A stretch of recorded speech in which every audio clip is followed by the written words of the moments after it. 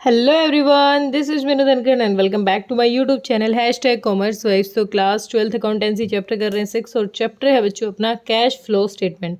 Question number 38 के ए part पर आ गए हैं। तो देखिए एक बार क्वेश्चन की गिवन इन्फॉर्मेशन क्या है। पिछले पेज पे तो कुछ है नहीं, डायरेक्ट यहीं से स्टार्ट कर रहा है अपना। शेयर होल्डर फंड है जिसमें शेयर कैपिटल का अमाउंट है 2 लाख था और अभी 2 लाख है, मतलब सेम है, तो हमें कोई काम करने की ज़रूरत नहीं है। रिजर्व सरप्लस में देखो, रिजर्व सरप्लस में नोट दे रखा है नोट 1। जनरल रिजर्व है इधर 24,000, मतलब पहले कुछ नहीं था, 24 का है, तो जनरल रिजर्व दे रखा है हमें। प्रॉफिट एंड लॉस का बैलेंस है, पहले नेगेटिव है अब पॉजिटिव आया है। तो एक बार थोड़ा सा काम करें यहाँ पर। नोट 1 हम क्या कर रहे हैं, calculation for net profit before tax, NPBT निकाल रहे हैं हमारा। तो हम क्या करते हैं, हमारा जो क्लोजिंग है, क्लोजिंग में से माइनस करते हैं ओपनिंग। तो ये ऑलरेडी ही ओपनिंग 8,000 नेगेटिव है तो प्लस हो जाएगा, 68,000 हो गया ये। इसमें ऐड क्या कर देंगे, ऐड कर देंगे अपना जनरल रिजर्व। कितना बता रहा है, 24,000 का जनरल रिजर्व इसमें ऐड कर देंगे। तो 0,002 6 2 8 और 9 92,000 हो गया। यहाँ तक की तो जो बात थी हमने लिख ली। नेक्स्ट हमें दे रखा है लॉन्ग टर्म लाइबिलिटीज़ हैं 1 लाख से 35 हो गई हैं और उसके लिए नोट दे रखा है नोट नंबर 2। ये देखो 12% मोटरेज लोन दे रखा है, पहले 1 लाख थे अब 35 से इंक्रीज़ हो रहे हैं। तो इसका मतलब हमने लोन लिया है तो प्रोसीड की होगी, तो ये अपना फाइनेंसिंग का पार्ट है। फाइनेंसिंग में लिखेंगे हम प्रोसीड ऑफ 12% मोटरेज लोन लोन, ठीक है। और कितने अमाउंट की, 35,000 की कह रहा है, ओके ठीक है। इसके लिए इतना ही था नोट, और कुछ हाँ यहाँ है भाई, इंटरेस्ट पे किया है मोटरेज लोन पे, अमाउंटेड है 14,100। अब हमें क्वेश्चन है डायरेक्ट कह ही रखा है तो दो जगह इसका इफेक्ट होता है। एक तो यहाँ पर हमने इंटरेस्ट पे किया होगा, इंटरेस्ट पेड ऑन मोटरेज लोन, ठीक है। कितना कह रहा है, इसे निकाल के ही दे रखा है तो हमें चलो एक अच्छी बात निकालना नहीं पड़ेगा। और इसके साथ साथ इसका इफेक्ट पड़ता है यहाँ पर नॉन ऑपरेटिंग आइटम्स में, ये लेस हुआ होगा तो इसको ऐड कर देते हैं। ये क्या था अपना इंटरेस्ट ऑन मोटरेज लोन कितना अमाउंट है, 14,100 रुपीज़, ठीक है। नेक्स्ट है मोटरेज का हो गया।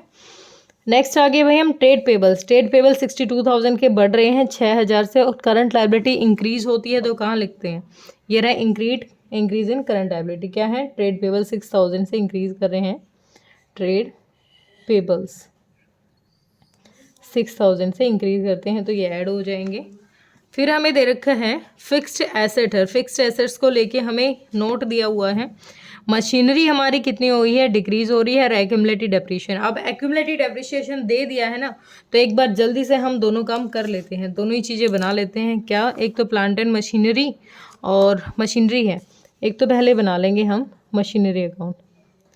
थोड़ा सा ये अमाउंट है 92,000 है, इसकी कुछ आएगी तो यहाँ ऐड कर लेंगे, ठीक है। मशीनरी अकाउंट बनाएंगे, ठीक है। तो ओपनिंग और closing to balance BD by balance CD, ठीक है।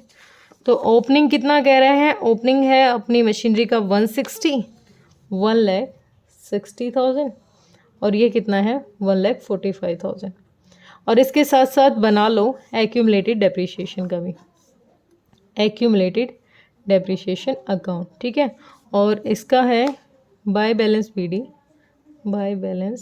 बीडी टू बैलेंस सीडी, इसका भी ओपनिंग क्लोजिंग लिखते हैं। तो इसका ओपनिंग 30 है, ओपनिंग इसका 30,000 है और क्लोजिंग इसका 25,000 है। अब यहाँ से तो जो ये दोनों चीज़ें थी ये हमने लिख ली, इसका मतलब ये तो अपने काम का नहीं। अब यहाँ देखते हैं मशीन कॉस्टिंग 40,000 की एक मशीन थी जिसपे एक्यूमुलेटेड डेप्रिसिएशन दे रखा है हमें 18,000 और उसको बेच दिया गया है 5,000 में। अब 5,000 में इसको सोल्व कर दिया तो यहाँ पर हमारी क्या हो गई, बाय सेल्स कितने की, 5,000 की। अब एक्यूमुलेटेड अगर क्वेश्चन ने हमें दे ही रखा है, यहाँ पर होता है एक्यूमुलेटेड अपना क्या होता है, टू एक्यूमुलेटेड डेप्रिसिएशन, और किस पे, मशीनरी पे चार्ज करेंगे। और ये ऑलरेडी दे रखा है हमें कितना, 18,000 का। अगर क्वेश्चन ने ये दे रखा है तो फिर हमसे क्यों बनवा रहा है, ये हमसे क्यों बनवा रहा है ये भी बताती हूँ। ये वाला डेप्रिशिएशन कहाँ चार्ज करते हैं, हम यहाँ लिख देते हैं बाय डेप्रिशिएशन, कितना 18,000 का, ठीक है। और यहाँ पर देखो, अब आप सेम वही बात दोबारा जो मेरे दिमाग में आई थी वही आप सोच रहे होगे कि अगर यहाँ एक्यूमुलेटेड डेप्रिसिएशन दे ही रखा है फिर हम एक्यूमुलेटेड डेप्रिसिएशन क्यों बनाते हैं। एक्यूमुलेटेड डेप्रिसिएशन में ये होता है ओवरऑल जितना डेप्रिसिएशन मशीन पे लग चुका है, ठीक है, और इसको सिंपली यहाँ ट्रांसफ़र कर देते हैं, कोई रोल नहीं। लेकिन यहाँ जो होता है ना, यहाँ जो डेप्रिसिएशन निकल के आता है वो स्टेटमेंट ऑफ P&L में जाएगा। इसका मतलब वो ऑपरेटिंग एक्टिविटीज़ के लिए हमारे लिए यूज़फुल है, वहाँ जाके ऐड होगा।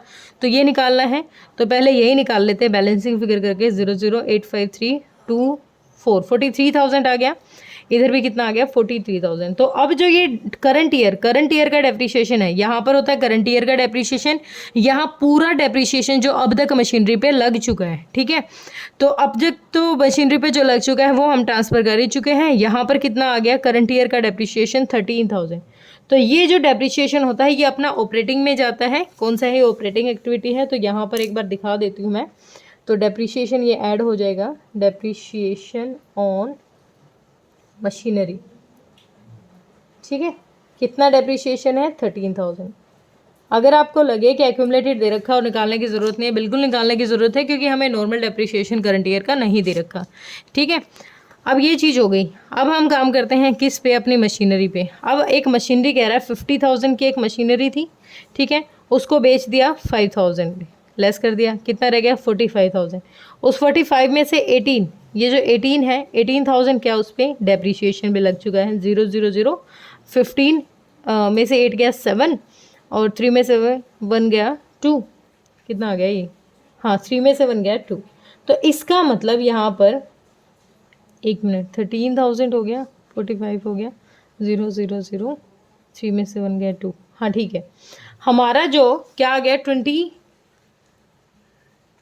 एक सेकेंड, कई बार मैं इतनी गड़बड़ कर देती हूँ। देखो 40,000 की मशीनरी थी, मैंने लिख दी 40,000 की मशीनरी है, 40 में से 35 रह गया, 5,000 की अगर बिक गई तो अपनी, और लॉस कितना हो गया 17।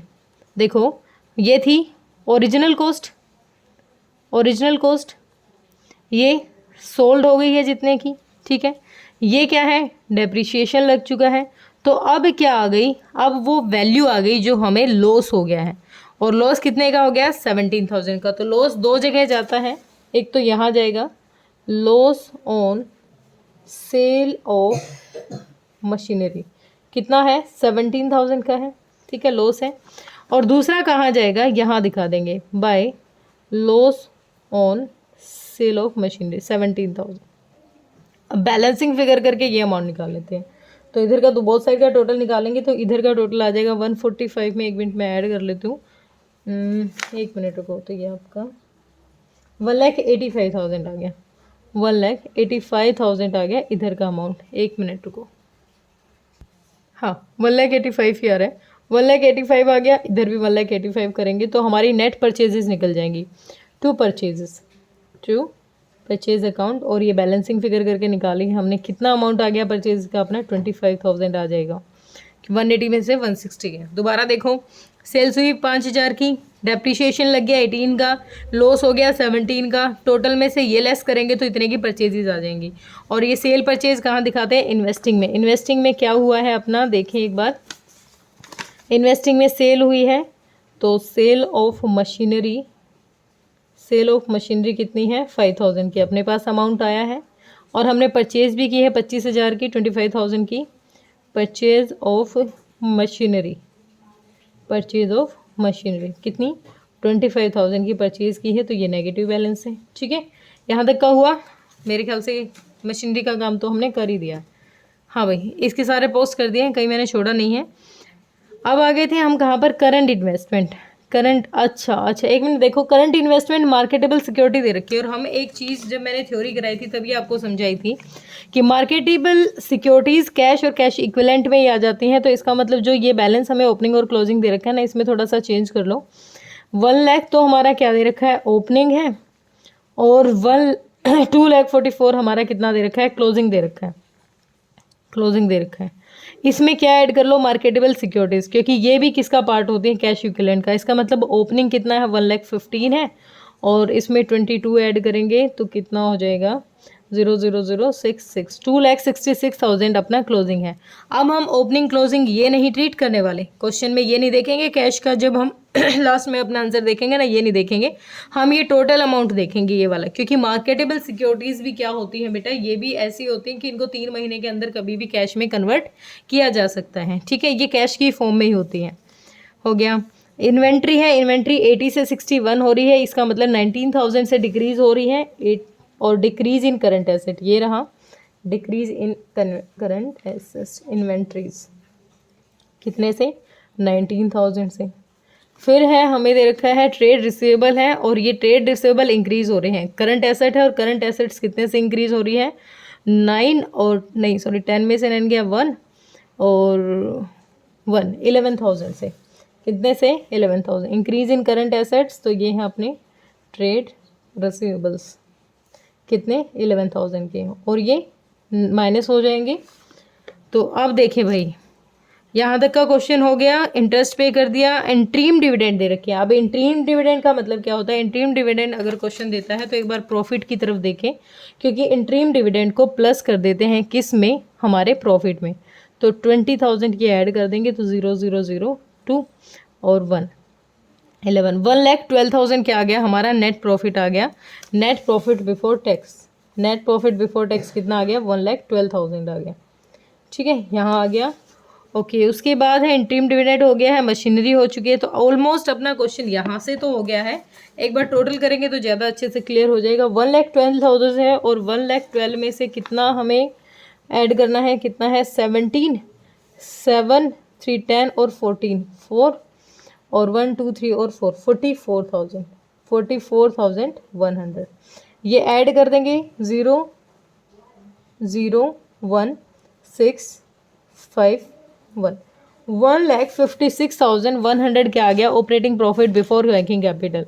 9 और 6 यानी 25,000 ये ऐड कर देंगे, 0,0,1, 6 और 5 1, 11, 5 2 7 8, 1,81,100, इसमें से कितना लेस कर देंगे, लेस कर देंगे 11,000, कितना, 0,0,1 1 आ गया, 1 में से 1 गया 0 अगेन, 8 में से 1 गया 7, 1,70,100।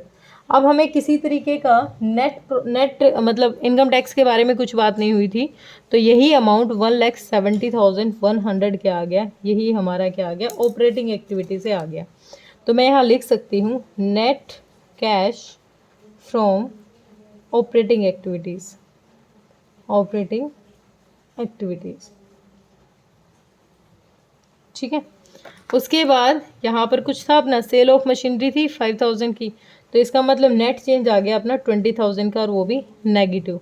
तो इसका मतलब 20,000 नेगेटिव ही क्या है अपना, ये हमारा net cash from, net cash from investing activity, investing activities. अब एक चीज़ मैंने फिर स्किप कर दी, कई बार मैं भूल जाती हूँ, जो ये इंट्रीम डिविडेंड थे ना 20,000 के, ये ऐड किए थे, तो इनकी पेमेंट भी तो दिखानी थी यहाँ पर इन्वेस्टिंग में, इंट्रीम डिविडेंड, डिविडेंड पे भी तो किए हमने, ये पेड, पे गया तो पैसा गया, और पैसा गया था इसीलिए यहाँ ऐड किया था, क्योंकि नॉन ऑपरेटिंग आइटम थी और ये पैसा हमारे पास से चला गया था, इसीलिए हम इसको ऐड बैक कर रहे थे। तो कितना है ये, 20,000 का, ये हमारे पास से चला गया, तो 20 और 14 ये कितना आ गया, 34, 34 और 100, 34 100 में से 35 गया, तो ये पॉजिटिव का 900 आ गया, पॉजिटिव आया है बेटा, ये नेगेटिव नहीं है, पॉजिटिव है। तो 900 हमारा क्या आ गया, net cash from, net cash from financing activity, financing activities, ठीक है। अब इनको ऐड बैक कर ले, ऐड लेस जो भी होगा, तो ये पॉजिटिव वैल्यू है 1,70,100, और ये भी, ये नेगेटिव है, माइनस कर देंगे 20,000 और प्लस कर देंगे 900, एक जीरो ज़्यादा लगी, 900 हो गया ऐड, तो ये 171 हो जाएगा, और 171 में से 20 गया तो कितना आ गया, 1,51,000 क्या आ गया अपना यहाँ पर नेट, क्या आ गया, नेट जो चेंज आया है। अब इसमें क्या ऐड करना है, 151 में हमें ओपनिंग ऐड करना है, और ओपनिंग मैंने थोड़ी देर ही पहले समझाया था। ओपनिंग क्या था हमारा 1, क्योंकि हमने सिक्योरिटीज़ भी ऐड कर दी हैं और कैश भी। तो इसमें कितना ऐड कर दोगे, इसमें आप ऐड कर दोगे 1,15,000। तो 0 0 0 156 516 और 2,60,000 ये आ गया अपना। यही क्लोजिंग है, यही ओपनिंग था। मैंने बिल्कुल अभी अभी एक ही बात बताई थी, अगर क्वेश्चन में मार्केटेबल सिक्योरिटीज़ भी दे रखी हैं तो पजल नहीं होना है, ये भी कैश का ही पार्ट होती हैं। इस कैश और कैश इक्विवेलेंट में इस अमाउंट को ऐड कर लो और यही क्या हो जाएगा फिर हमारा ओपनिंग और क्लोजिंग। बिल्कुल ठीक आ गया अपना क्वेश्चन, क्योंकि ओपनिंग हमारा ये था और ये इसमें ऐड करने के बाद क्लोजिंग हमारा 266 आ गया। ठीक है, होप क्लियर हुआ होगा। बिल्कुल बेसिक क्वेश्चन था। किसी बच्चे का फिर भी डाउट है तो बेटा आप कमेंट सेक्शन में डालिए। Thank you so much.